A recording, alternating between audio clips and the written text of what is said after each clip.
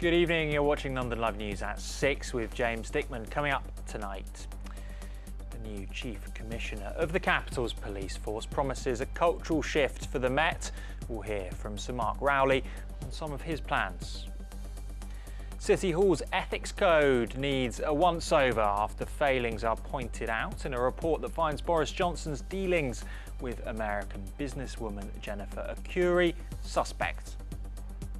We'll have an update on London's weather as well in the next 10 minutes, also on the way. How to curb food waste in the capital, we'll hear from one charity. A food cycle on how to save yourself from unnecessary kitchen squandering. And the fitting plan for the floral tributes left for the Queen, as London's royal parks are set to feel the benefits. All on the way, but first let's just take a look at some of the capital's main headlines tonight. City Hall's code of conduct must be strengthened after a review into Boris Johnson's dealings with an American businesswoman when he was mayor of London. Jennifer Arcuri's links with Johnson came under question over allegations she received favourable treatment for her business ventures during his 8-year stint as mayor. She received £126,000 of public money for her technology business, while the former PM has consistently denied any wrongdoing. Well, last year, the Independent Office for Police Conduct said there was evidence they had an intimate relationship. The new Commissioner of the Met Police, Sir Mark Rowley, has said he will root out the racists and misogynists within the force.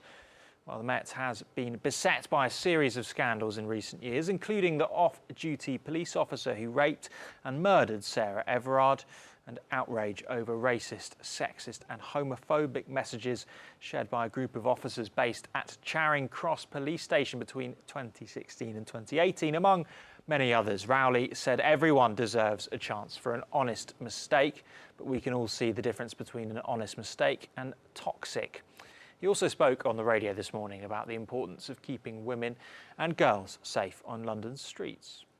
We're working with sort of local communities and women's groups to look at where are the areas they feel least safe and where can we do more for them in terms of helping them feel safe. But there is a lot to do in that area. But most of all, the thing the police can bring to this is very clear focus on the men who predate on women and children. There are many men in this city, sadly, who are stalkers, they're rapists, they're involved in domestic violence, some of them are registered sex offenders. And the thing we bring to solving this problem alongside other agencies who offer a more supportive role to victims, the thing we bring most of all is the ability to identify and target those dangerous individuals. Sir Mark Rowley on LBC there. Some other headlines also. Police made 4 arrests after a group of about 100 German men assaulted customers at a pub near Wembley Stadium before England's match with Germany last night. A number wore England hats and scarves, but the Metropolitan Police says they are believed to be German fans. Many of the group were wearing masks and entered the Green Man pub at around 10 to 6 last night before attacking fans. 3 people suffered serious leg, wrist and thumb injuries. They were treated at the scene. And today, in business and political news, Kwasi Kwarteng, the new Chancellor of the Exchequer, has told City investors that he is confident in the government's long-term plan for growth after the markets reacted badly to Friday's mini-budget, with the pound's value free-falling. Well, as the Bank of England warns of interest rate hikes and mortgage lenders pulling out in their droves as a result today, Kwarteng met with pension funds, insurers and asset managers this morning to discuss deregulation in the city in what is being billed as Big Bang 2.0, a reference to Margaret Thatcher's 1986 policies, which kicked off a massive change in the city. Well, more on interest rates after the break, but staying with reaction to the mini-budget and everything that's happened since, Labour is back in the centre ground of British politics and ready to offer the country a fresh start under his leadership and get the country out of the endless cycle of crises. That's according to opposition leader Keir Starmer, who spoke to his party in his keynote address at the Labour conference in Liverpool today. He also took aim at the government's handling of the economy following a seemingly disastrous mini-budget, saying they could not be forgiven for crashing the pound, and said the Tories had choked off aspiration for working people. What we've seen in the past few days has no precedent. The government has lost control of the British economy. And for what? They've crashed the pound. And for what? Higher interest rates, higher inflation, higher borrowing. And for what? Not for you, not for working people, for tax cuts for the richest 1% in our society. Don't forget, don't forgive. The only way to stop this is with a Labour government. Sir Keir Starmer there, well, in a speech that lasted over 45 minutes, lauded with numerous standing ovations, Starmer pledged a publicly owned green energy company called Great British Energy, investment in the NHS with a huge recruitment plan, and to reverse the cost of living crisis, among others. Right, economic forecasts aside, let's look at the weather for you now. Showers easing away tonight. Chilly overnight as well, around 8 degrees. It will be a dry and fine morning tomorrow with light winds. The afternoon will see areas of cloud developing with a chance of a shower or two. 15 degrees again. Potentially a rainy start to Thursday before some sunny early evening sun. Friday warmer but rainy, unfortunately. Right, before a quick break, let's just take a look at this. The flag at Buckingham Palace, as well as other royal residences, has returned to full mast as the mourning period in memory of the late Queen has ended. Well, here's the flag climbing back up the pole this morning at the palace. Well, the monarchy and their households are returning to official duties from today. And 2 Shire horses have been transporting flowers left for the Queen in central London to be turned into compost for the royal parks in what's been described as a fitting final tribute to Her Majesty. Well, they pulled carts filled with bouquets laid in Green Park to Kensington Gardens, where the tributes will be turned into mulch. The compost will be used to enrich the soil of London's royal parks, including the floral displays outside Buckingham Palace itself. Let's take a look.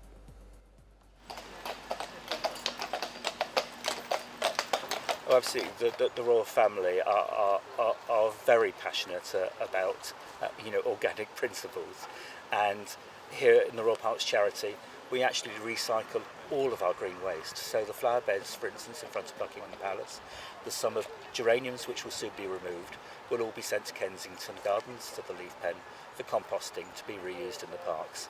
And we thought it was so appropriate that these flowers would join all of the other arisings from our flower beds and can be composted in the same way. In a way, it's sort of new life, it's rebirth, isn't it, by bringing it back to the Royal Park. So I think it is exactly what they would have wanted. So there have been a lot of artefacts laid, and of course Paddington Bear, as one would expect, following the Platinum Jubilee. They'll be collected and they will be stored in a secure place with us in the Royal Parks until we take guidance from other organisations on how they will be treated and what we should do with them. So I don't think the decision's been made yet, but they will be kept safe until that time. So I've been in charge of managing and recruiting volunteers to slowly and gently clear the floral tribute sites. So kind of making sure that everything's in place and it's all safe and we know what we're doing and there's all the tools and equipment for the volunteers, and then recruiting the volunteers and ensuring their welfare. Definitely for all of the staff from the Royal Parks who've been involved, yeah, it's been a really, really big task. But something I think everyone's taken on board and done a really amazing job of kind of organising all the different aspects. So yeah, it's been a big effort from everybody across the parks, but I think they've done a fantastic job, and kind of obviously it's continuing by clearing the flowers, but as well as staff, we wouldn't be able to do it without our amazing volunteers who are here to help clean up the tribute. So what we have here, this is the Kensington Gardens leaf pen. Just to my left here, you have the primary green waste material, which the floral tributes will be added to. The tributes and the other green waste will go into this orange machine here at the back, which is a shredding machine. The materials all get shredded up and form this secondary material, which is where the composting, the natural composting process starts. And then in about 6 months' time, we'll put that material will run through this screening device here on my right, and that will then produce this final finished mulch, which is that pile down there at the bottom. And that's the material that goes out back into the park to enrich our flower beds, decompact our grassland areas, and really condition and improve our soils for the future.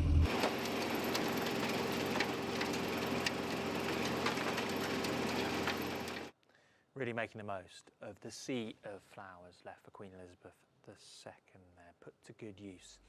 Right, we're heading into a quick break now, but still to come. In just a couple of minutes, we'll have some national headlines as the energy regulator Ofgem warns energy firms they're falling short of helping struggling consumers.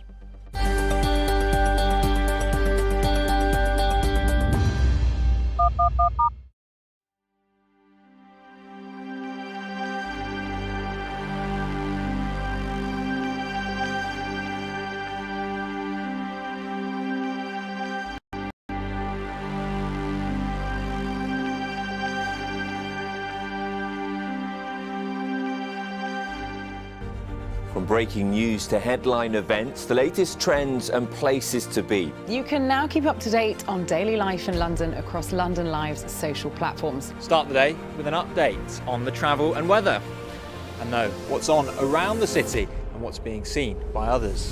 With stories from London Live's team of reporters and your videos of the news moments that matter. Minute by minute. That's London Live News on Twitter, Facebook, Instagram and more. Find us at London Live.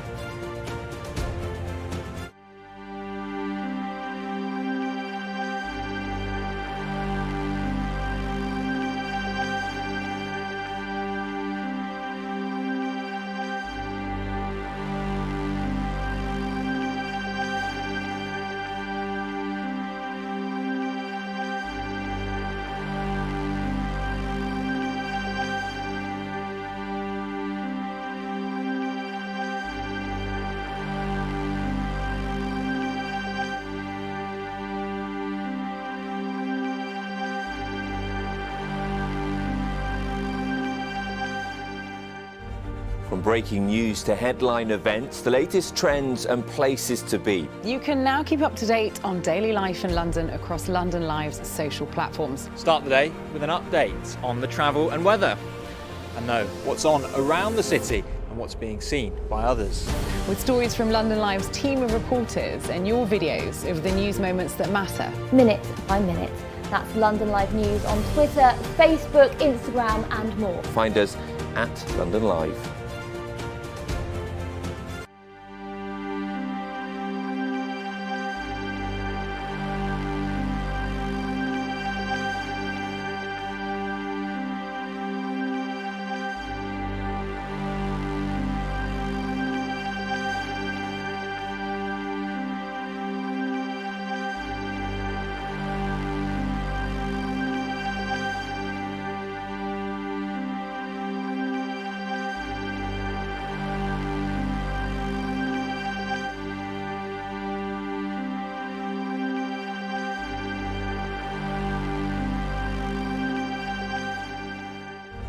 From breaking news to headline events, the latest trends and places to be. You can now keep up to date on daily life in London across London Live's social platforms. Start the day with an update on the travel and weather, and know what's on around the city and what's being seen by others.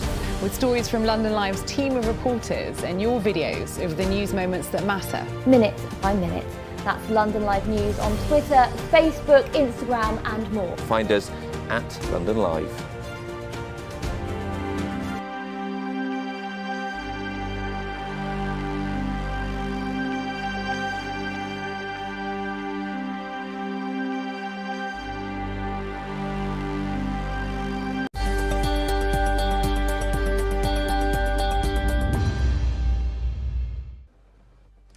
Welcome back. Let's just take a look at some other main headlines affecting Londoners today. At a national level, most of the UK's energy suppliers need to make improvements to meet their obligations to support customers struggling to pay their bills. Energy regulator Ofgem has warned. The watchdog said all bar one of the gas and electricity providers need to improve processes and governance to protect customers with payment difficulties. Failures were found in companies being able to identify customers in payment difficulty and a lack of help given to those needing crucial payment plans, while others had a non-existent policy relating to those struggling customers. The Bank of England has said it will not hesitate to hike interest rates to curb inflation after the pound fell to a record low against the US dollar yesterday. The bank said it was monitoring developments closely and would make a decision on any action in November. Some UK lenders said that they were halting new mortgage deals in fear of an interest rate hike. Overnight, the pound stabilised at $1.08. Images of updated banknotes featuring a portrait of the King will be revealed by the Bank of England by the end of this year and then circulated by 2024. While coins and banknotes featuring King Charles III and Queen Elizabeth II will co-circulate under the plans. There are currently 27 billion coins with the Queen's image on it currently in circulation, while this comes as the cipher of King Charles has been revealed, showing the image to be used by government departments and on state documents, as well as post boxes and post offices. Personally chosen by the monarch, it's C for Charles, R for Rex, which is Latin for king, and the 3 in the middle, of course, there. Right, let's just take a look at this now. The Waste and Resources Action Programme estimates that nearly 1 million tonnes of food is thrown away in London each year. The average household food waste per day in the capital is just under 2 kilograms as well. Well, new research by Borsin shows that 98% of us are actually concerned about food waste, but don't know the best ways to tackle it.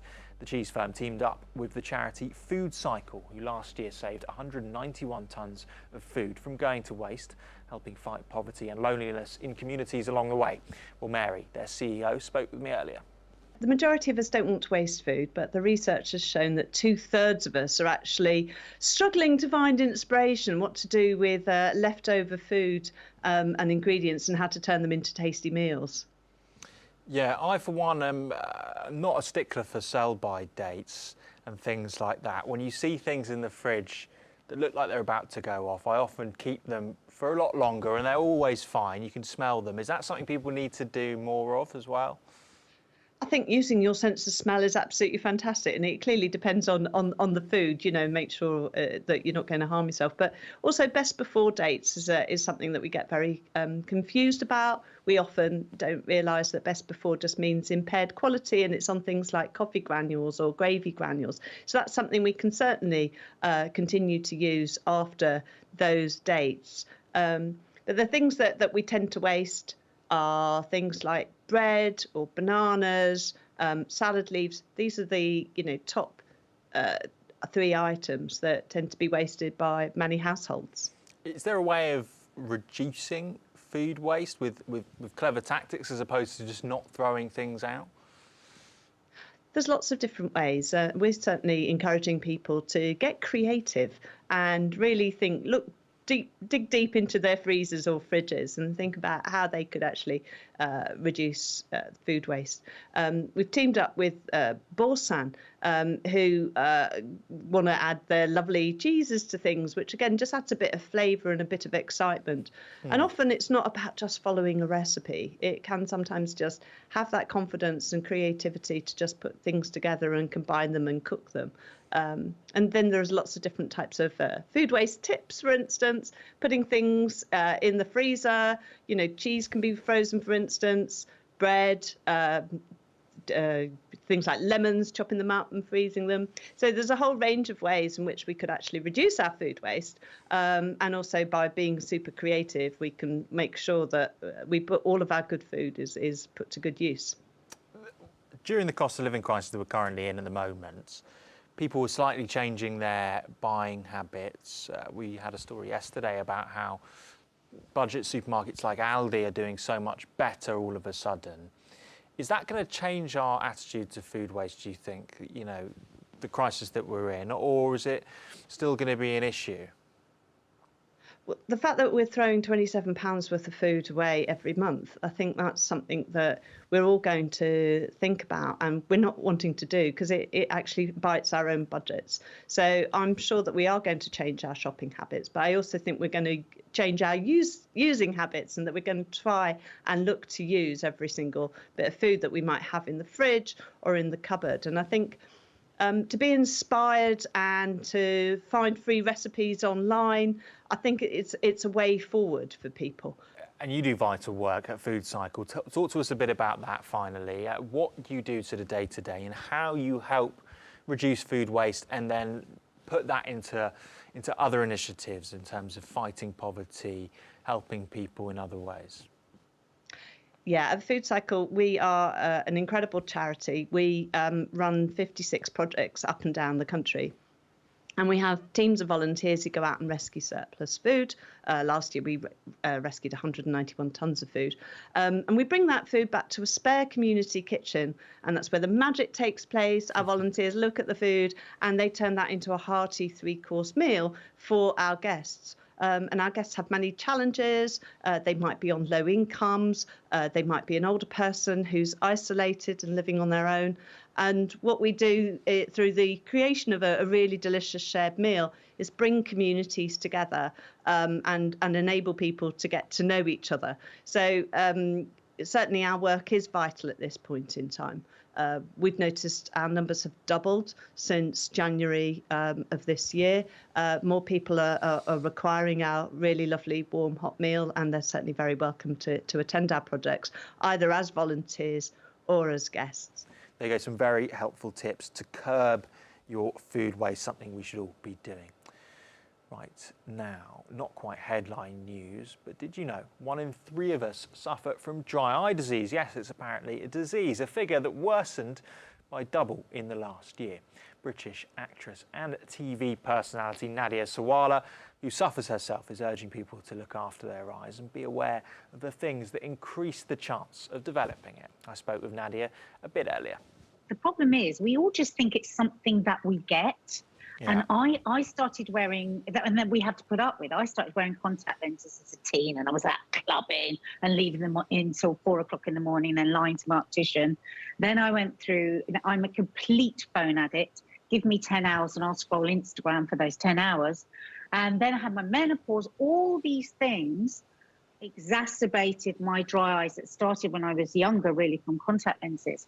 And I just thought, oh, that's something we do, you know, a few drops, bear it, blink your eyes. Yeah. But actually it can exacerbate all sorts of problems down the line. And I grew up with a grandfather that was blind. My mother is just losing the sight in one of her eyes. Wow. And so I'm passionate now about finding out more about our eyes. We love them.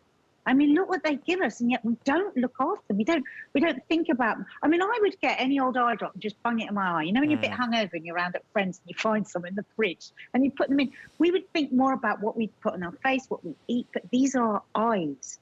And, you know, I've got friends on Loose Women that leave their makeup on for a week. My friend Kay Adams puts goggles on to shower so she can keep her makeup on.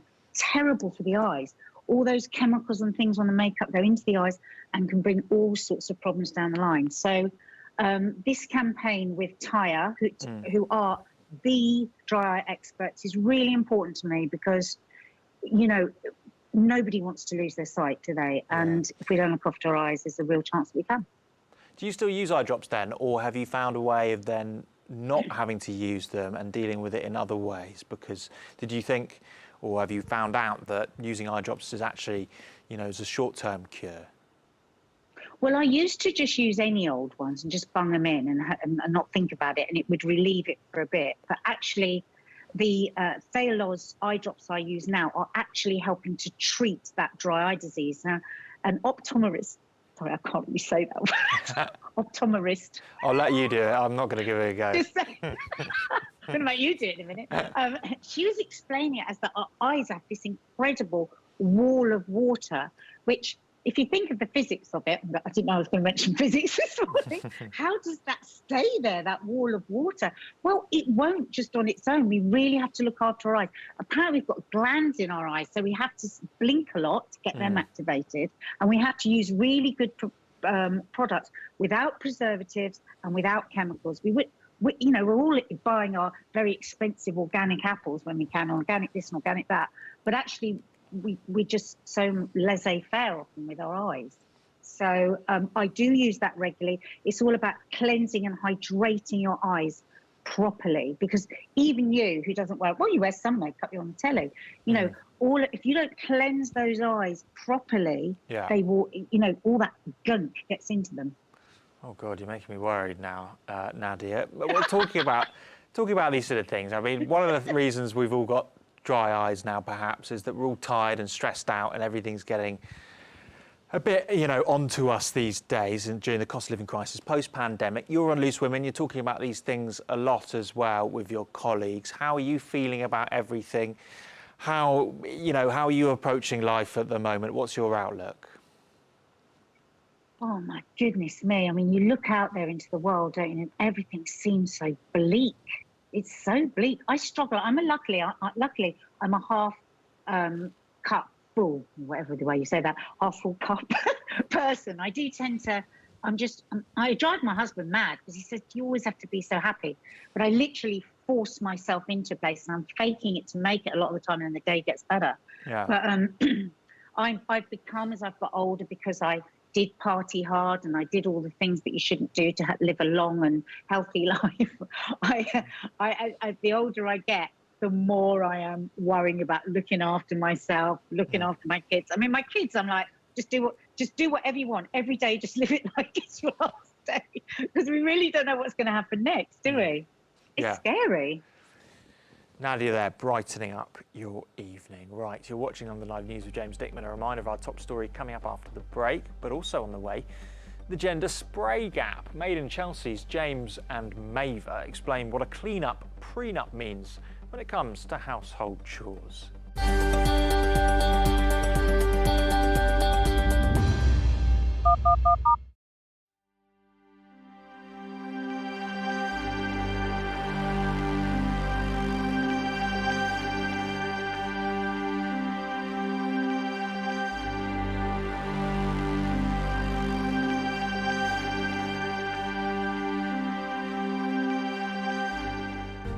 From breaking news to headline events, the latest trends and places to be. You can now keep up to date on daily life in London across London Live's social platforms. Start the day with an update on the travel and weather, and know what's on around the city and what's being seen by others. With stories from London Live's team of reporters and your videos of the news moments that matter. Minute by minute.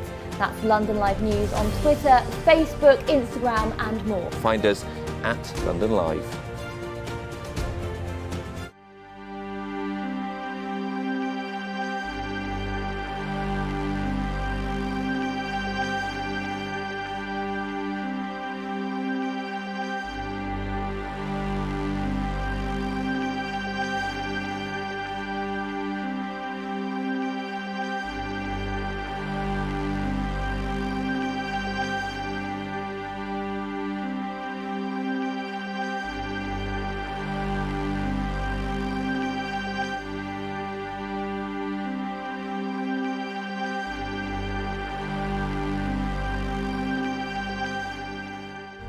From breaking news to headline events, the latest trends and places to be. You can now keep up to date on daily life in London across London Live's social platforms. Start the day with an update on the travel and weather, and know what's on around the city and what's being seen by others. With stories from London Live's team of reporters and your videos of the news moments that matter. Minute by minute. That's London Live News on Twitter, Facebook, Instagram and more. Find us at London Live.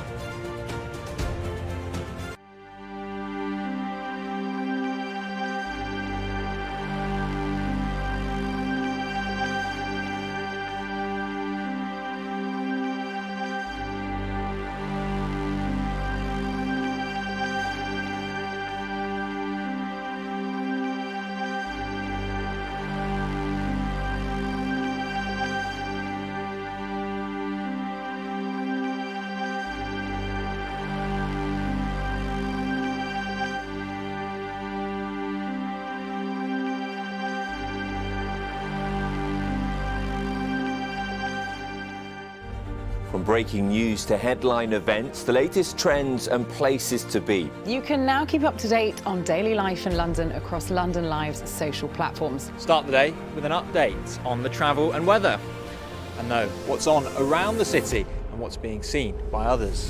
With stories from London Live's team of reporters and your videos of the news moments that matter. Minute by minute. That's London Live News on Twitter, Facebook, Instagram and more. Find us at London Live.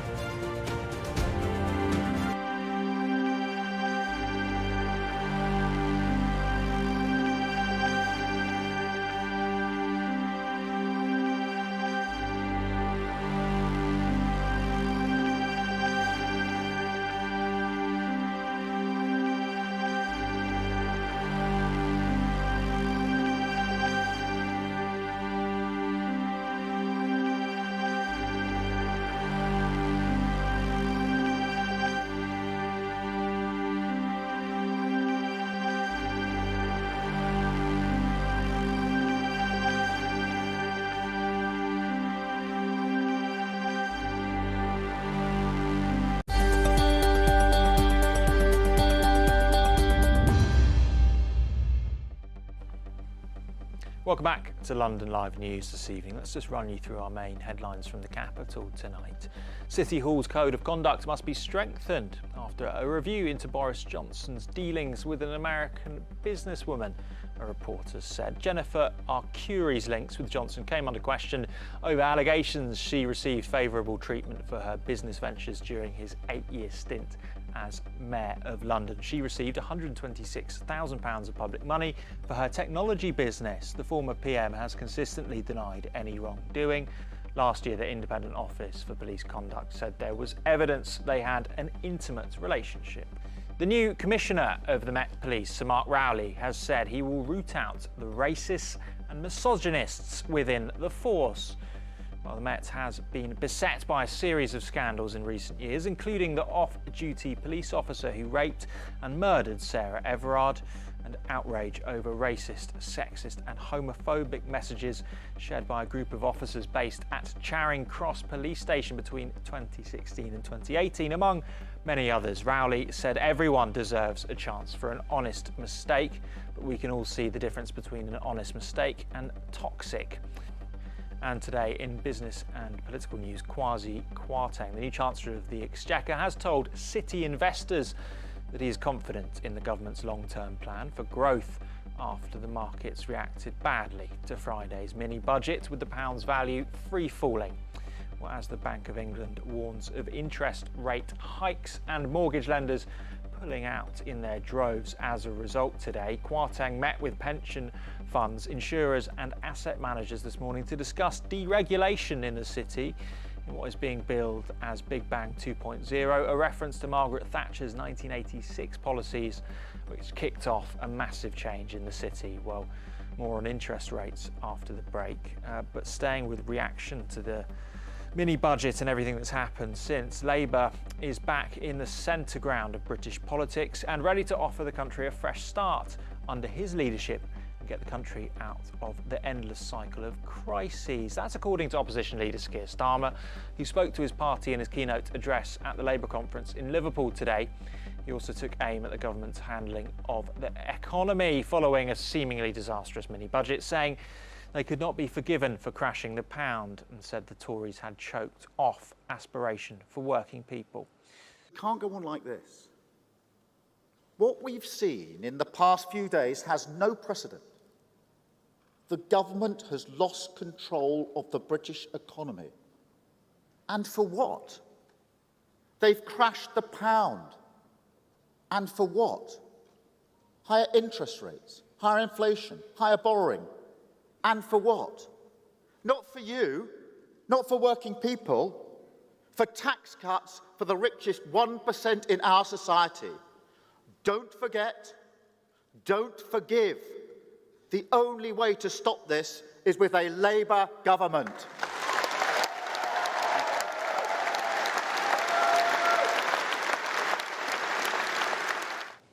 Now, Let's move on and have a look at this. Whether it's leaving the toilet seat up or not putting away the dishes, apparently 39% of couples living in the capital say most of their arguments arise from a cleaning or household chore disagreement, with women still doing the majority of the household cleaning, according to polling. The stats are from the brand Method, and they come with a new solution.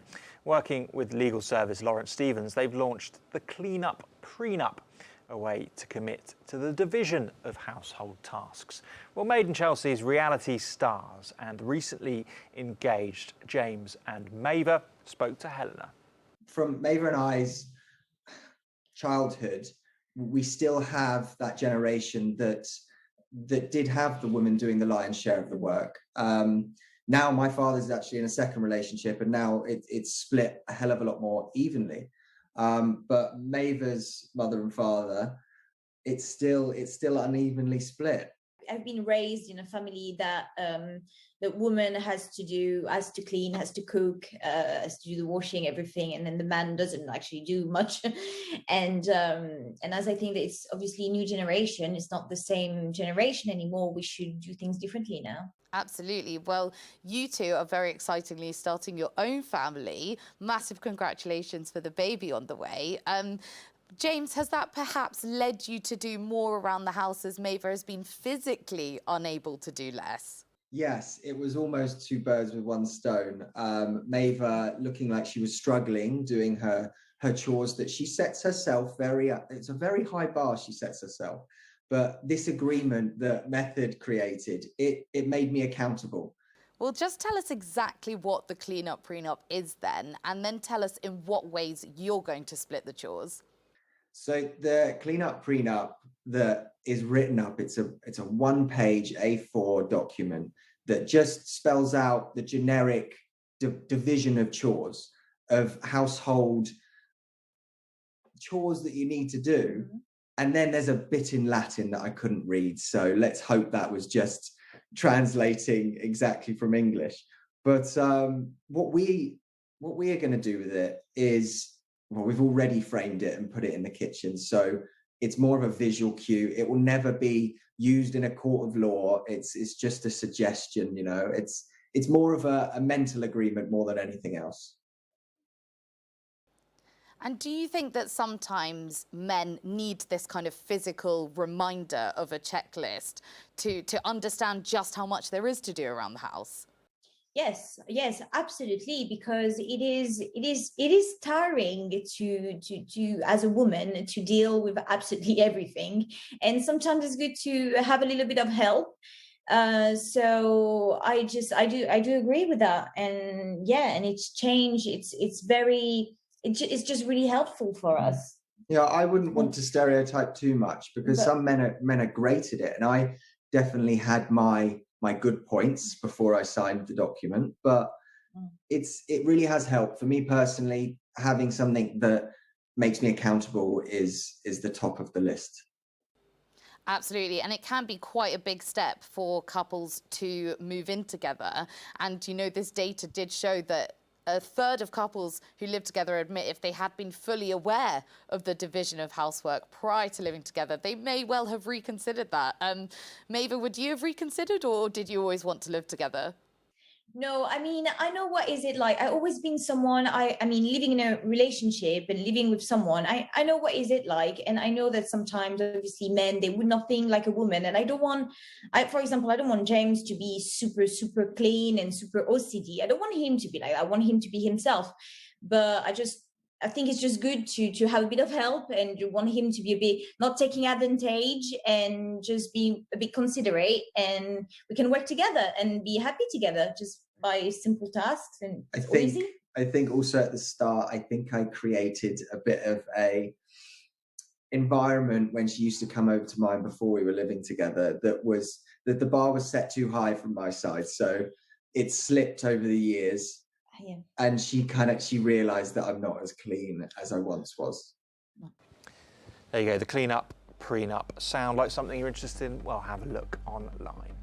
Right, we're taking a quick break now, but in a few minutes, a theatre double bill for you for our last part, including the new production taking us back to the 1900s to explore London's very own north-south divide.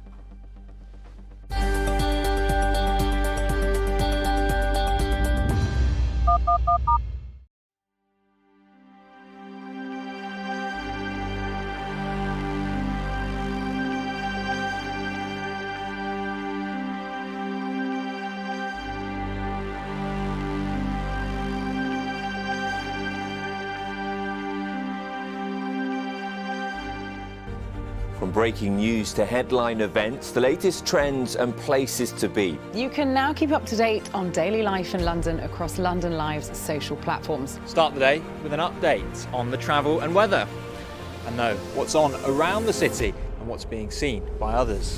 With stories from London Live's team of reporters and your videos of the news moments that matter. Minute by minute.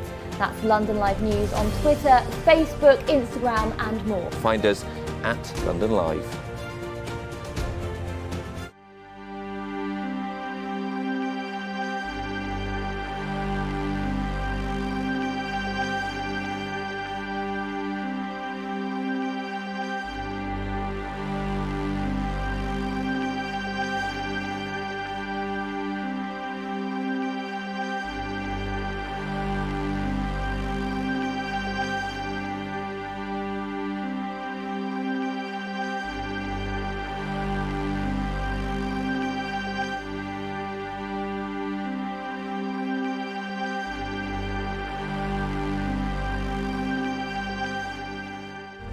From breaking news to headline events, the latest trends and places to be. You can now keep up to date on daily life in London across London Live's social platforms. Start the day with an update on the travel and weather, and know what's on around the city and what's being seen by others. With stories from London Live's team of reporters and your videos of the news moments that matter. Minute by minute. That's London Live News on Twitter, Facebook, Instagram and more. Find us at London Live.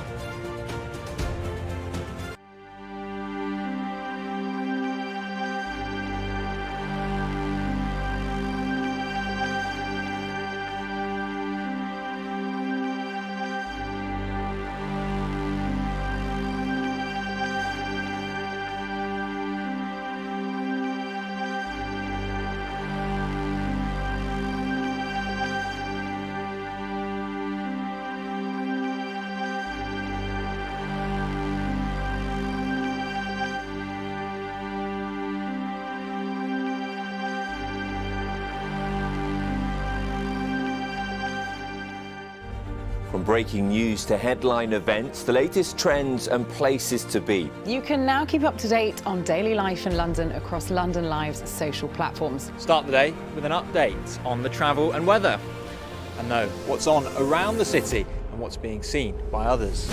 With stories from London Live's team of reporters and your videos of the news moments that matter. Minute by minute. That's London Live News on Twitter, Facebook, Instagram and more. Find us at London Live.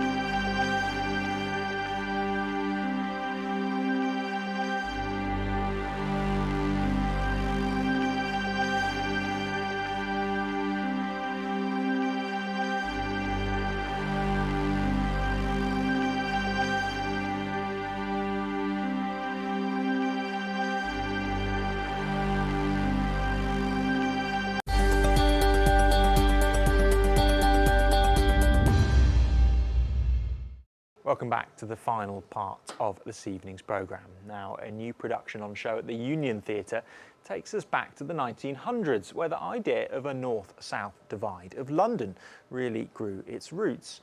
Ghosts on a Wire tells the tale of the Bankside Power Station's construction, which is now the site of the Tate Modern Gallery.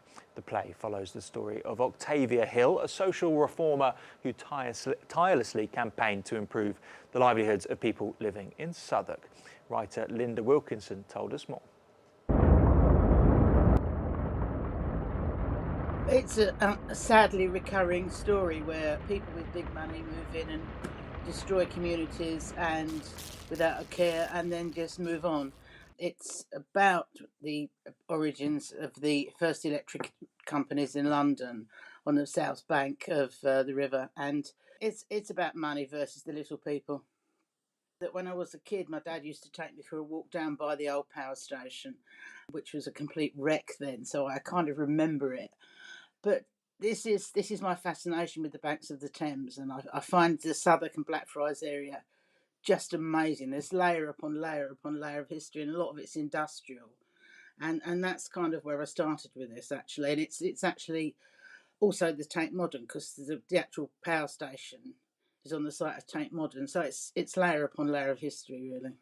I'm very fortunate in the fact that Southwark Council has given a substantial donation towards the play because it is actually based in Blackfriars. Yeah, it was a really conscious decision to sort of site it there, and also to use the Union Theatre, which is a smashing small place just all where the action all happened actually. Well, her legacy today is mostly known because she was a co-founder of the National Trust. But in her time, she was really the originator of the clean air movement, the first clean air movement, and fighting for the common man. And she had a huge sort of conscience about what was happening to the common man. And she set up things like Blackfriars Settlement, which was for the first sort of university-sponsored space to look after women in the country, and it's still going. She built model homes for the poor, and she also believed in giving them access to holidays and education.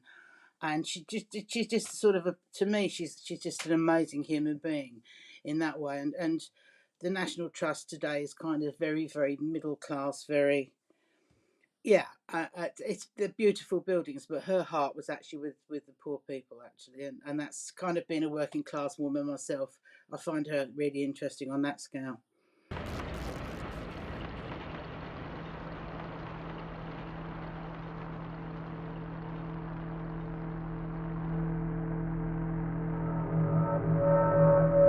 Well, the ghosts, it's the layer upon layer upon layer of history. The ghosts that come into this are people that have inhabited that area in the past.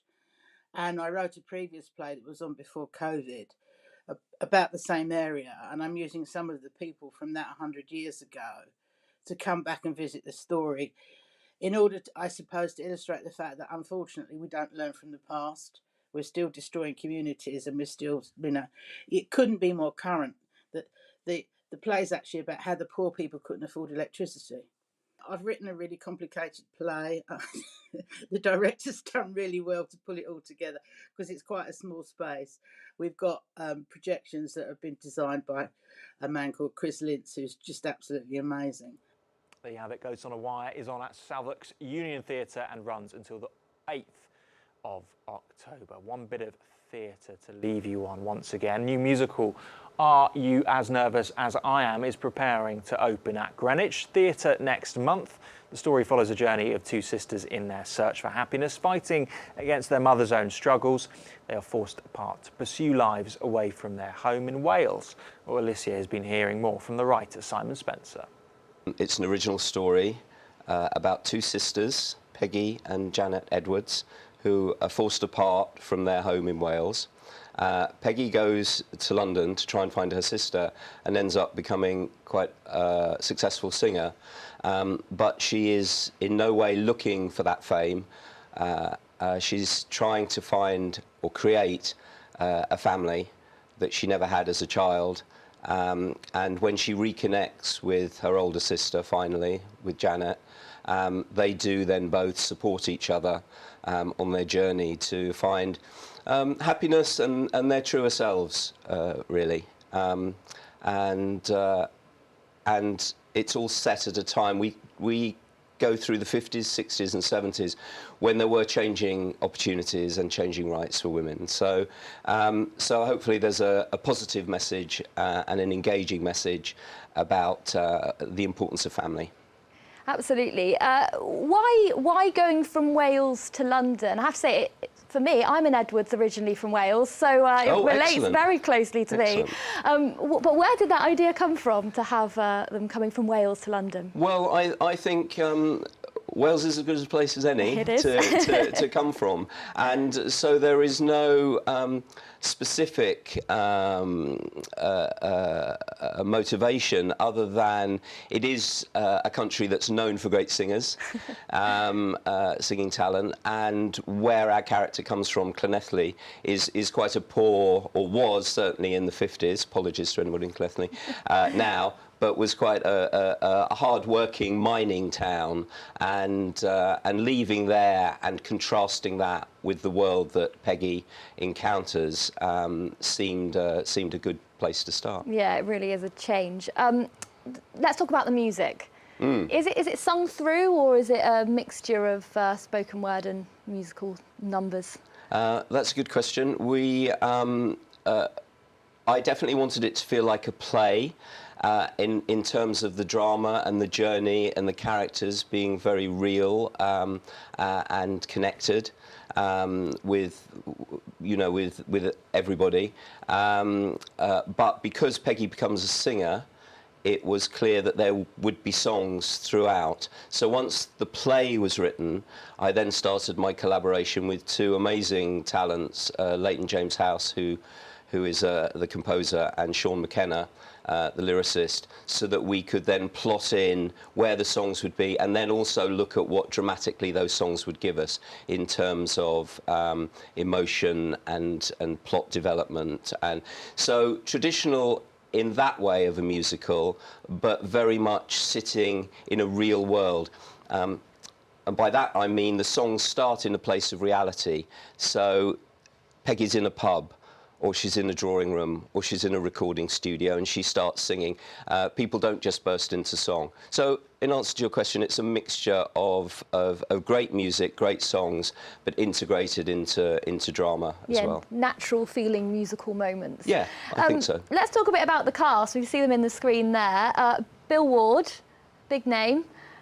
Tell me about who you've got involved. Well, yes, we're very excited to have Bill because he not only is a great TV actor, but is a consummate theatre performer as well, and a singer.